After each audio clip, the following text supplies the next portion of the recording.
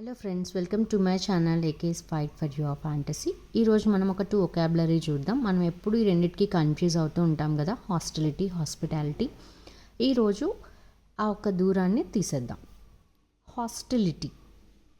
Hostility means unfriendly nature ఉంటే hostility అంటాం. Okay, దానికి సినానిమ్స్ ఏంటి? Animosity, antagonism, hatred. Next hospitality. Hospitality means friendly and generous. Friendly nature ఉంటే hospitality, hostility అంటే unfriendly nature. ఎలా గుర్తుపెట్టుకోవచ్చు ఇప్పుడు చూద్దాం. చూడండి, హాస్టిలిటీ. సో హాస్టిలిటీలో మనకి ఏముందండి? Hostel, right?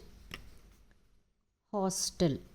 ఓకే, మనం హాస్టల్లో ఉంటే ఫ్రెండ్స్తో కొంచెం డిషం అవుతూ ఉంటుంది, గొడవ పడుతూ ఉంటాం. సో అది దేని కిందకు వస్తుంది? బీయింగ్ ఎనిమీస్ అనమాట. అంటే అన్ఫ్రెండ్లీ నేచర్ ఉంటుంది హాస్టల్లో రూమ్మేట్స్. ఇది హాస్టల్లో ఉండే వాళ్ళకి బాగా అర్థమవుతుంది.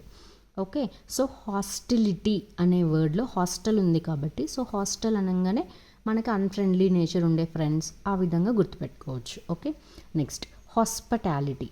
హాస్పిటాలిటీ అంటే మనం ఇందులో చూడొచ్చు, హాస్పిటల్ పేరుంది కదా.